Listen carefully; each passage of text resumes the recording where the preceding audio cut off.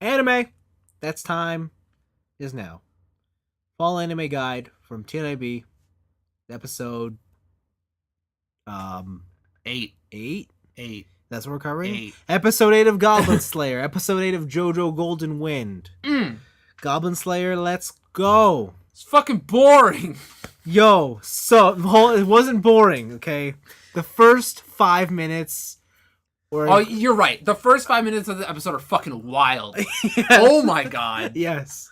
So we pick up from last episode where he just dies. Yeah. He got baseball swung into the ceiling. Yeah. And then dies. This episode opens up, first of all, he doesn't have his armor on. So confirmed he is a human. Yeah. He is human. And but you don't ever see his face. They show his mouth and stuff. He's a scarred man. Yeah, and they have a flashback of him as a kid with very long bangs. Yeah, and he's being trained by a goblin. Yeah, a goblin wizard. Yeah. I don't know what that is. Anyways, he's in the bed naked, and he gets up, and you see that he's also in the bed naked with the mage girl. Yes. And you're like, what? Why? And she's like holding onto his arm as he leaves and shit. Yeah. And he's like, okay, I'll tuck her in. As he sits on the edge of the bed, the Sword Maiden rolls in with unclothed eyeballs. Unclothed eyeballs and the tightest toga I've ever seen. It's weird because it's tight also in the middle. Like, it was tight in the center of her breast. Like, there was a specific piece of elastic here within the fabric that was just like, we need to accentuate. It was also cold. These mountains. Yeah. Oh, it was so cold. Yes. Oh my god. Also, I don't know how she has so much lift. Yeah. When she is not wearing a bra. Those things are huge. Like, it's because the elastic of her toga is just so tight. I guess. Yeah, it's also a bra. Yeah. Like, fuck, man. Those are some perky chesticles. And the first words out of her mouth are very, very interesting. Mm-hmm. First of all, she says, did you enjoy your night with the cleric girl and me and myself in bed together? And he just like, yeah, it was fine. It's like, because it only works when a virgin sleeps with a dead man to bring him back to life. Oh, this must be the resurrection spell I've heard so much about. Unfortunately, it doesn't work with me because I've already been tainted, but I slept with you guys anyway. Yeah. And then she proceeded to be like, you know, when I was tainted, I just kept screaming like a little bitch. Like, I was like, whoa, where's this going? Yeah, and through it all, as she was talking, she had this one animation where she's like, hands come to center, down through the center. Yeah, like, so it went like her hands purposely through her cleavage. Yeah, like, and then the incredible boob animation returned. It's like boing. Yeah, and you're like, whoa. There's the budget. Found it. Whoa. She leaves. Other mage chick wakes up. Did you see me naked? Yup. Yes. I did. And she's like, oh, okay. Yeah. And that's largely the episode. That was the most exciting part of the episode. Yeah, because maybe the end was pretty good. But... yeah, the next 20 or next 15 minutes are them going around getting their armor repaired and eating ice cream. Yes. And there's that one comedic scene where he has a helmet on but no armor. Yes, he's wearing casual clothes. Casual clothes, but he still has his helmet on. Yeah, and we found out the girl's like, I don't want to get my chainmail replaced. I need it repaired. Because it was the first thing you gave me. Yeah. And you were still proud of me. Yeah, and now that we've had sex, I gotta be super... No, she's a virgin. She didn't have sex. She just laid with him. She just laid with him. Yeah. With the dead body. You can't be a white mage if you're tainted. That's why that one girl's a black mage. Oh, yes. And she talks like this. I can't believe it. Why is she always out of breath? Because she's always in heat. She's always carrying those tanks, man. Yeah. Those milk tanks. Yeah. And that was the episode. They fought a beholder. Did they? Yeah, the eyeball guy. Oh yeah. That was late game D&D right there. Yeah. They found a way to cheese. So the thing is, okay, here's the thing now with this show. Is every battle gonna be cheese? Yes. Because they said, like, oh, what if your powder idea didn't work? Because they threw a bunch of flour into the thing and set it on fire, right? what if your powder thing doesn't work? And he's like, oh, what we were going to do is that we're going to hit it with an arrow, run out of aggro range, and then when it reset aggro, we'll go back and hit it with another arrow. Right? Like, that's exactly what they said. Is this show, every battle, going to be some sort of cheese? Because, like, everything has been very clever, but they're starting to reuse different strategies. And also, when they are actually, like, battling, it's not that exciting. Yeah. Right? It's usually like, I'm gonna go for a move, and then you get fucking backhanded. Right? There's nothing clever within the fight itself. It's always... because it's not really a fight at that point. It's just it's just like, here's a plan we made, right? It's like if Sun Tzu had to fight. It's just like, no, we're not gonna fight. Just throw these bones to the river. We'll collect all their arrows and we'll shoot them back at them later, right? Like, it's not really fighting. It's more tactical prowess. I hear you. I don't know. It's kind of boring. Kinda, or really? I'm gonna still be kinda. All right. I think it's kind of boring. Yeah. This why did we pick this show? I don't know. You tell me. It's had such a strong start. It did. That's what happened. We didn't wait. We didn't give it the 3-episode try. Well, we did, and that was a mistake. No, but the thing is that we started the show. Well, we had to. We had to commit. It was week 1. I guess. We had to commit. This is one of those things. We just committed. I hope it's 12 episodes. What's the other anime we watched? JoJo's Bizarre Adventure. Okay, you're gonna have to Part fill me 5. on some gaps here because I did fall asleep for like 5 minutes. Did you really? Yeah. Why? Because I've just been really tired. Oh, okay. So I was like, it was a pretty exciting episode. No, I know. It was about the bullets and the dudes. And, Yeah. And the bullets weren't working, and then yeah. Okay, so, when we left our anti-hero Mista, he was getting on the truck. He found where what was his name? Sale was going, and he basically is on this truck. He gets on, sees a driver, and the driver starts driving, and he realizes that Sale is on the top of the truck. Mista tries to shoot him in the fucking face.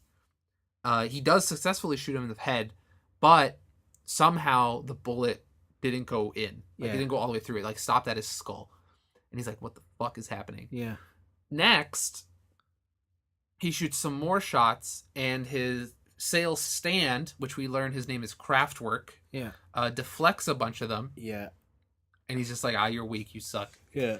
And but the bullets are suspended in midair, Mm-hmm. and they're following him. Yeah. Right? And Mista's like, what the fuck? He's like, I need to get out of here. He tries to drop off the truck, but he's stuck. Like, he fully let goes of the truck, and he's stuck where he is. And so it turns out that his Sale's stand, what was it called? Oh, I forget what it's called. But it has the ability to basically stop kinetic motion. Mm-hmm. Suspend? And suspend objects and people. Mm-hmm. Sorry, I'm just trying to look up the guy's stand. His stand is... his stand is Kraftwerk. There you go. Mm-hmm. His stand is Kraftwerk. It turns out Kraftwerk can kind of take kinetic energy away from things, but also, like, apply kinetic energy to them. So one example is that they are fighting on the truck, and while he's on the road, Sale's on the road, Mista is coming at him, and he's constantly tapping a bullet that he had suspended in midair. Yeah. And what that does is that it slowly but surely builds up kinetic energy within the bullet, Mm-hmm. and then when he releases it, it shoots it like he had the power of a gun. Yeah. Right? And his whole thing is like, I have to do little taps because I have to aim where it's going. Like, if I do big ones, it's too uncontrollable. I don't know where it's going to go. Other creative ways to use his power is that when they were driving up the cliffside and Sale had fell off the truck, he throws a bunch of stones into the air, and he rock climbs in midair. Like, just with stones in suspended that was animation. cool. That was really cool. That's some rock climbing. Damn. What level is that? I don't know. It'll be like a 15. Yeah, so that's like a 15. It's a high 15. Yeah, so there's some pretty creative ways he used to stand. But ultimately, this is where we learn kind of the full extent of Sex Pistols. Yeah. Where it's kicking bullets. It's still kicking bullets. Like, It's just multiple kicking bullets. It's just multiple guys kicking bullets, and then they can manipulate bullets in different ways. Yeah. So what happened was, Kraftwerk had a bullet that was really close. He was gonna shoot Mista, but all 6 of the Sex Pistols got on top of the bullet, and when he let go, they kicked it back at him. But because they all kicked it, it was a lot of force, and it split the bullet in half. Mm-hmm. And then that made Kraftwerk miss his deflection, and Mista purposely aimed that half a bullet would go into the wound that was already in Sale's head, and push the current bullet back further up into his brain and kill him. And that was the way it ended. I really like that fight mainly for Sale and Kraftwerk.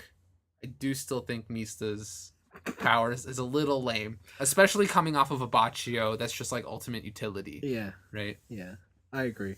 Yeah, I remember the rock climbing part. I'm like, whoa, that's one really cool way to use that. Yeah. That was cool. Yeah. Sex Pistol still sucks. It's more like Sucks Pistols. Wow. Hey. The jokes they just keep on coming. Just keep coming. Wow. So yeah, that was the end of that fight. They end up with a little comedic note where the truck driver is all like, "Who's this guy think he is? I'm not a taxi." Blah blah blah. Giorno doesn't see Mista going back into town, so he tells the truck driver to drive back up the mountain. Right. So there's a little thing like that. That was pretty funny. We actually didn't watch what the next episode thing was called. Yeah. Yeah. So I don't remember what comes next. But what were some of the gaps you were missing? Was it the fights? No, it was the when he first introduces Kraftwerks. That's what it was. Oh, okay. Yeah. After they started fighting, I was back. Oh, okay. Yeah. So yeah, it was the part where you missed up like the mystery. Like the first shot I missed. Yeah, you missed the mystery portion where he kind of like falls off the truck, but even with an open palm, he's still suspended in midair, and he's like, "What the fuck is happening?" No, so I saw that, and I just didn't really understand what was happening. Yeah. So yeah, I thought that was a really cool fight. It was neat. We are now in prime JoJo. Like that is like we are there. We're in Primo. Yeah, we're in Primo JoJo. Primo JoJo. We're on this island. We're gonna do some stuff. We're gonna find some treasure. Okay. I want to say White Album's next, but he might be a little bit further. All right. So we'll see. Okay. But yeah, it's more JoJo. I still think that's pretty consistent. I still like the way they're animated. There was like 4 color palette swaps in this fight. Like straight up, no joke. They're still jarring. They're still very jarring. Yeah, you're not wrong. But I still like the art. I still like the color choices. So I'm still happy. I'm still happy with it. It's definitely not as like mind blowing as when I first read it, but I already like spoiled it for myself. So obviously, yeah. I mean, like nothing so far again has been as crazy as when Bruno licks Giorno through the fucking window, puts fingers in his mouth. Yeah. I don't know. We'll get there. Okay. All right. We'll get there. Sure. So yeah, I think we're still on the downward enjoyment of Goblin Slayer, and we're still in the neutral enjoyment of JoJo. But the upwards enjoyment is our bonus show, which, to be honest, I kind of want to make a regular show. Like I'm debating just like, catch up. Like I'll just go catch up and we can talk about it because Superhuman Samurai Cyber Squad Gridman is fucking awesome. Dude, that show is, I keep saying that game. That show is sick. Yeah. The one girl I thought was gonna be an evil bitch is totally a psycho evil bitch. She's the best. She's fucking crazy. Oh, she's the best. She is like if you were evil, and one step further into your toy career. Like she is straight modeling these kaiju, kind of like Rita Repulsa. Yeah. Oh man. Getting them to grow. I still like this whole mystery though of like the kaijus are destroying shit, but when you defeat them, the world resets. But the people who died are still dead, but not because of the event. Like, because they mentioned that the two friends that were at school that died from the one fire blast attack. Yeah. Their parents said they died in middle school. Yeah. Right, and it's Yeah. like, well, what? Yeah. What? Yeah. Like, how come the school is able to come back and nobody talks about the kaiju, but it changes why those two are dead. Yeah, and in this episode, when you learn that Akane is trying to kill her teacher. Yeah. Yeah. So. Yeah, I don't like that's. This show did with a like so to be like think about compare this week's episode of Goblin Slayer to episode 2 of Gridman. Yeah. It's basically the same like setup. Yeah. It is we're coming off of a mystery from last episode. Yep. We have a nice little slice of life portion that teaches you about different characters in different parts of the world. And then there's a fight at the end. Yeah. Right? Fucking Goblin Slayer falls on its face. Yeah. Because I think the thing with Goblin Slayer now is that they don't leave enough mystery. Yeah. Right? Every episode, they introduce something mysterious, but then immediately solve it within that episode. Yeah. Whereas Gridman is answering questions you had from last episode, but still introducing way more mystery. Yeah. Right? Like, for every question you get an answer to, you get 2 more questions. And that is the way to pace a show like that. Yeah. And it's just weird to see those 2 shows in contrast. Yep. I will tell you, Gridman, they very quickly explain how that this phenomenon is happening. Yeah. But then the answer is also just a big what the fuck. All right. Like, I'm down. If you're okay with 3 episodes a week, like maybe we take one of these and catch up on our own time. So we only watch 2 episodes here before the show. Sure. Like, I am totally down to add Gridman to the show. Sure. I'll do it. I'm caught up on Gridman. Like Yeah. I'm ready to go. I am down. How'd you feel about Samurai Caliber? I love his swords. Like, it's so cool. Like the weird like rhombus thing he's got going on where it's all angled. Did you see when he pulled it out what it looked like? No. Oh, I think you're looking at your phone or something. Yeah, I must have missed it. He has to attack. He has to attack? He has to attack. What is it? Like, because the kids are under a building and the kaiju blows up the building and it's gonna follow them, so he has to slice all the debris. Oh, yeah, and it's like this huge serrated edge. Nice. Yeah.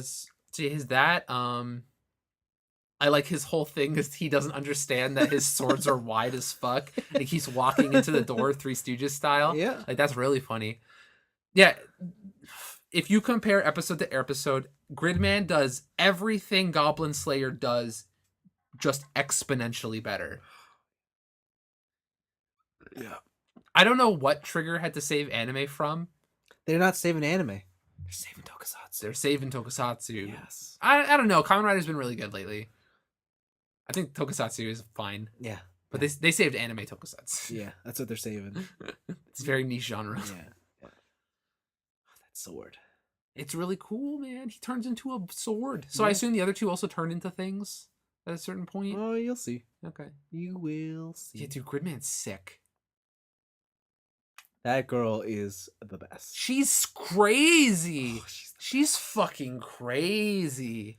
She has a room you're probably jealous of, that's for sure. Like those hallways of glass cases all full of like expensive ass toys. Yeah. Except for the garbage on the floor. Yeah. But man. Yeah.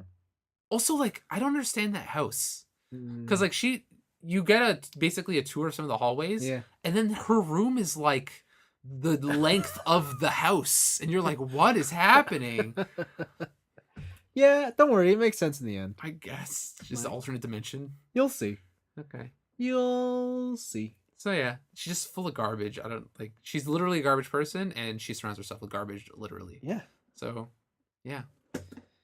Gridman's cool. Gridman's awesome. Yeah. Super sick, stylin', smoking Gridman. Yeah, that's it. That's the one. That's the one. So there you go. Anything to take away from this episode is watch JoJo, baby. Sure. Drop everything we've told you and watch Gridman. That's what I'm gonna say. Don't drop JoJo though. Okay, you don't have to drop JoJo or Goblin Slayer. No, you can drop Goblin Slayer. Just pick up Gridman. Yeah, pick up Gridman. If you haven't done so already. Gridman's sick. Yeah. That's some cool stuff. Okay. Until next week. Bye.